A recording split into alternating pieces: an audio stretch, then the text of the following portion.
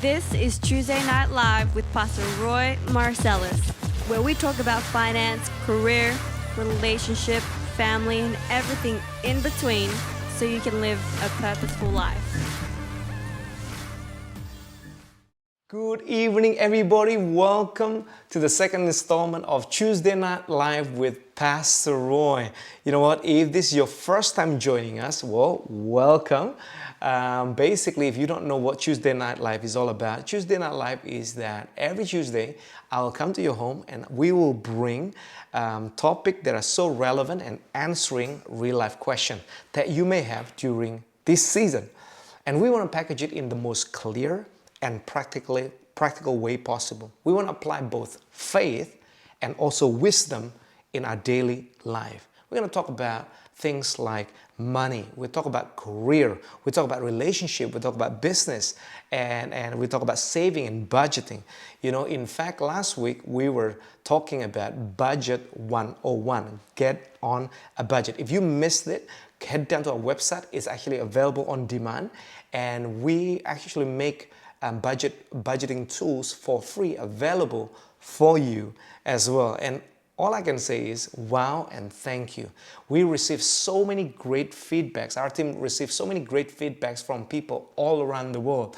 You know, somebody from Facebook saying, man, this message is so timely. We really need it. And I saw quite a lot of people asking great questions.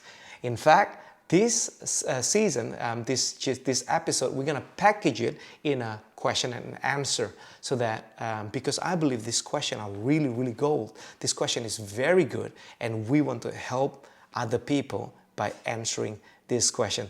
So are you ready? So good, so good. If you're blessed, please subscribe and like, and also share it with a lot of people that you know. That's gonna encourage me greatly. Okay, now. A lot of this question, we receive so many great questions, but a lot of this question I want to combine it into one single topic, you know, and this topic is basically people saying, hey, when you talk about personal finance, everything is clearer, everything is a lot easier. But when you start talking about combining it with your husband, with your wife, with your partner, with family, things can get very complicated very easily. Okay, so we're gonna dive into Budget 101 in a context of couple, okay, in the context of family. All right, so as we go into this first question, let's dive in with open mind, open heart, that this question is not for you to blame each other and things like that. Yes, I'm packaging it in a message title, Are You the Problem? Okay, so instead of saying other people, are you the problem, are you the problem, basically ask yourself, am I the problem? So with that said, let's dive into it. The first question is a typical question. You know, we basically met with quite a lot of families, and majority of this question are in this particular matter. Pastor Roy, we've just recently married, and when we look back, when we fight, we always fight on one thing, and that one thing is on the issue of money. How do you run your finance at home? Let me tell you, this question is a smoking question. Firstly, let me tell you, and let me encourage you by saying, you are not alone, okay? If you do research quickly on Google, you know, the top 2 reasons why couples are fighting are 2 things. Number 1 is sex. Number 2 is money. Let me just be clear that in my family, problem number 1 doesn't really exist. We are good with that. I'm just kidding, okay? But according to nearly every survey on the topic, argument about money have the dubious honor of being number 1 source of conflict. In fact, majority of divorce around the world, it happens around money. So in other words, you fix this, you fix 80 to 90% of domestic argument. So let's fix it tonight. Okay, Pastor Roy, how do you run your finance at your home? Okay, I'm gonna make a statement that probably shock a lot of people, and maybe some of the wife or husband already switch off during this first one, but hear me out first. Okay, before you switch off, just hear me out. Okay, Firstly, let me state it clearly and upfront, but I'm a core believer of a united approach when it comes to family finance. A united approach on family finance. Let me be clear with this, okay? That what I mean by a united approach of family finance is basically I'm saying husband and wife to run their finances as one united finance, okay? So two finances become as one. Two financial goals become one goal. Two family desire as one goal, okay? Now, a lot of families, a lot of other families run separate budgeting. It doesn't really, it's not wrong, there's nothing right or wrong and things like that, but I actually tried in my home and we failed miserably. We couldn't save, we couldn't have any clear goal, and miscommunication happened and we always fight, okay? So before you disagree, hear me out. Let me tell you a couple of things, couple of reasons why united approach on finance is the best way to go, okay? Number one is very simple. It's more effective. If you think about it, running one finance of a family is very time consuming. Don't you agree?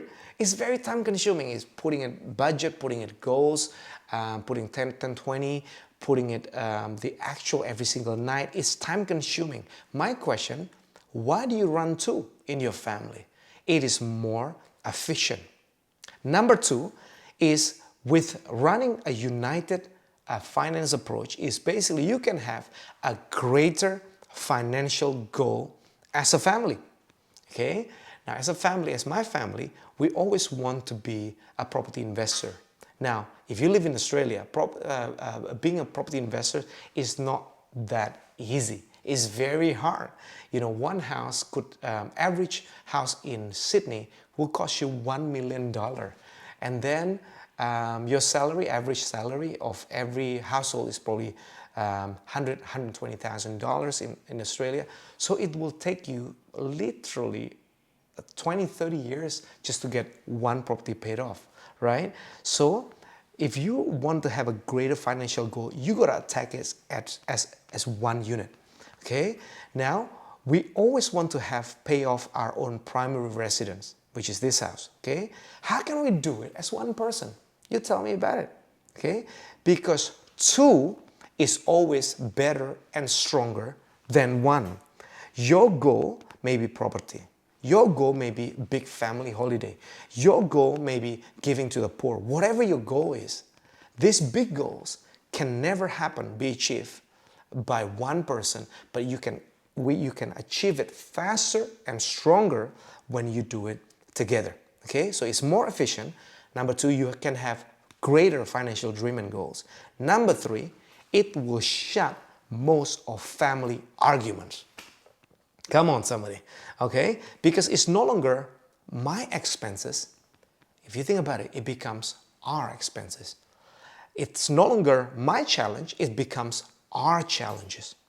It no longer becomes my goal, my desire, it becomes our goal. You don't believe it? Try it as one family, okay? Now, but the real big question is, who's gonna run it? Is it the husband or is it the wife, okay? How do I run in my house? Okay, let me give you a tip. The tip is, do not give it to the spender, okay? Give it to the saver, okay? In every family, usually there is one big spender and one big saver. One guy is very stingy when it comes to money. One girl is basically so generous or like royal spender, right? Now, after a month of dating with Jess, it is very clear in my family, I was the stingy one. And Jessica, well, I call it the level is royal spender. Oh my God. The first time I met Jessica is basically in the shopping center and all I can see is three shopping bag.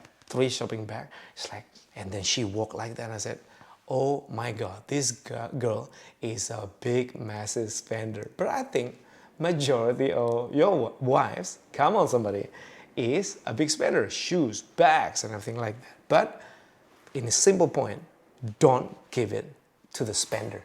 Always give it to the saver. The question number 2 is, Pastor Roy, how do you get your wife on board, okay, with this? Okay, so in my family, I manage the finance, but how do you convince Jess to get on board with this? My wife doesn't have the same mindset. She didn't believe in this. I'm a saver. She is a royal spender.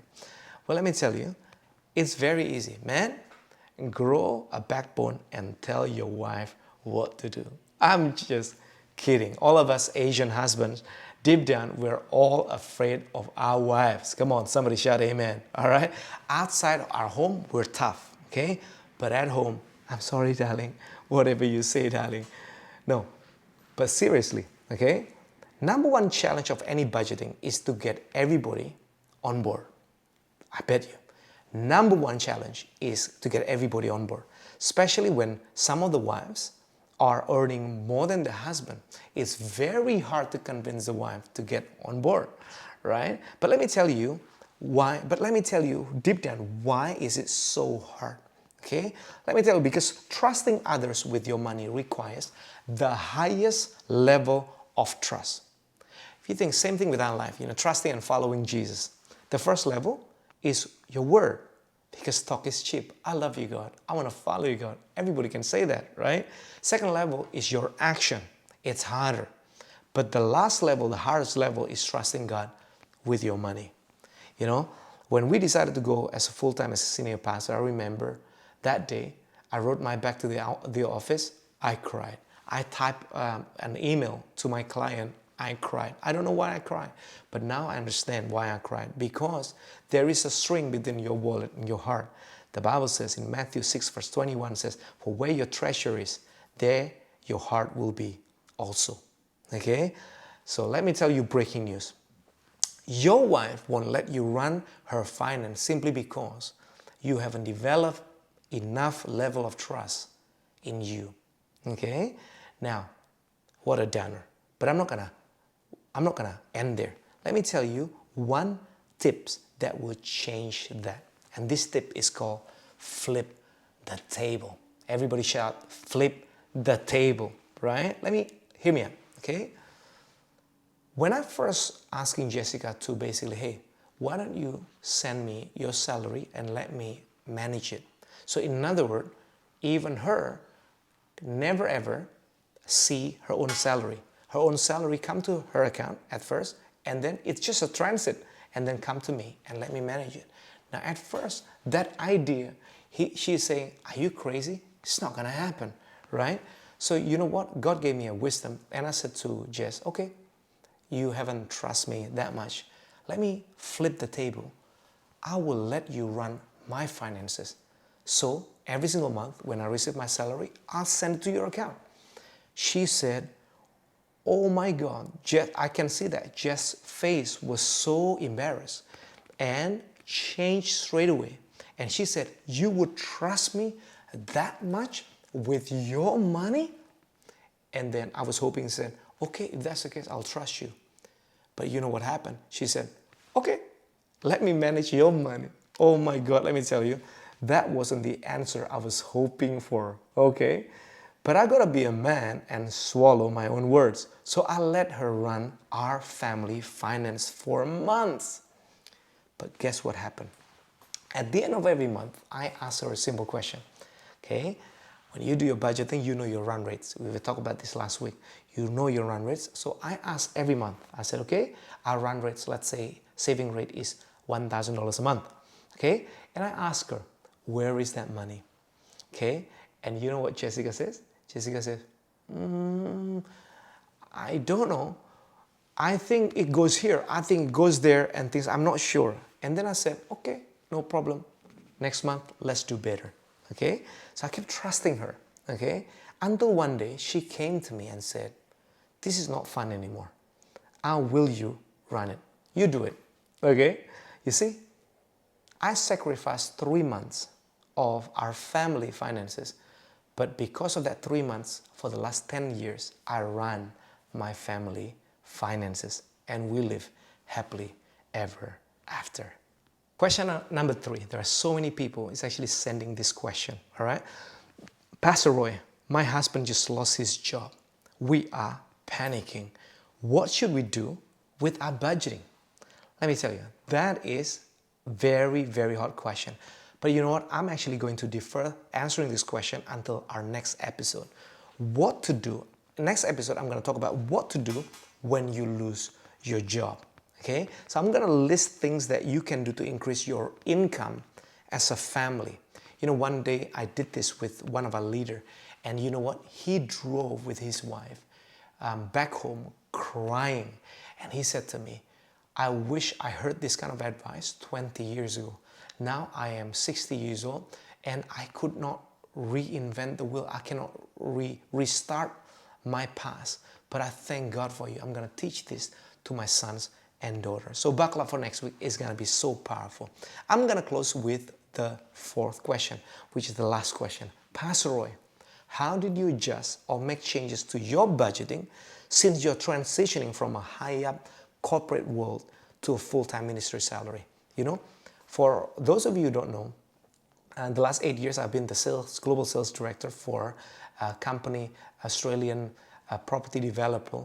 And if you live in Australia, the last 8 years we've been living a massive, the longest boom in a property industry ever. So let's just say our family was quite blessed beyond measure.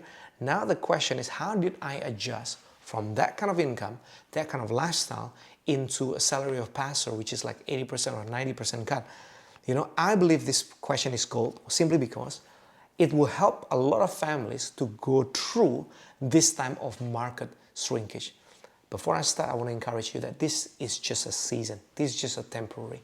We're going to come up stronger for this. But during this season, I want to leave you with this tips. Okay, this tip is, you got to define, as a family, you got to define the non-negotiables.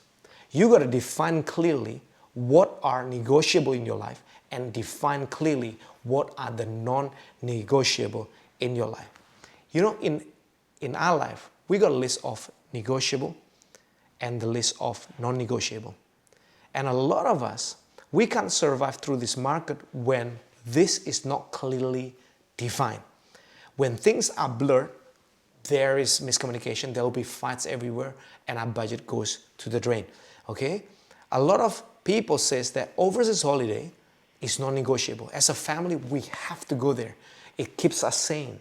Okay? A lot of people says that an expensive hobbies are non-negotiable. If you think about it, like bikes or cameras or guitars, we need to have the $5,000 bike or $7,000 bike. Oh my God. And people says, no, that's non-negotiable. You know, it sounds funny, but all of us do this in some way or another. Second cars are non-negotiable. Private schools are non-negotiable. Let me tell you, what are these? These are not non-negotiable. These are really an ego boosters. Okay? Now, let me tell you a quote that I really love. Often in our life, we are trying to impress people who don't really care with the money that we don't really have, right? So let me tell you what is the non-negotiable in life. The non-negotiable in life is food on the table, the people sitting around that table, which is your family, a roof over your head, clothes over your body, and educations for your children. Please note that I didn't say private educations, okay? Education for your children.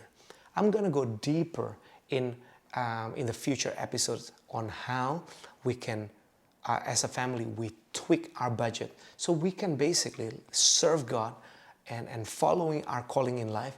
And I'm the happiest I've ever been in my life. You know, the last 6-7 months, I'm the happiest ever in my life. People can see it and say, man, you're happy. And we just took 80% or 90% cut. Why? Because money is never the answer. But following the call of God in your life is always the answer. All right, friends, that's all from my home to your home this episode. So if you haven't tuned in for the last week episode, now is the time. If you haven't started on your budgeting journey, now is the time. Head down to our website, download it for free, budgeting spreadsheet. And you know what? If you like it and be blessed, please subscribe, please like, and it will mean so much to me if you can share it with one person that you care about and that you think that will be blessed by it today. We love you. Our family miss you. And God bless you. I'll see you next week.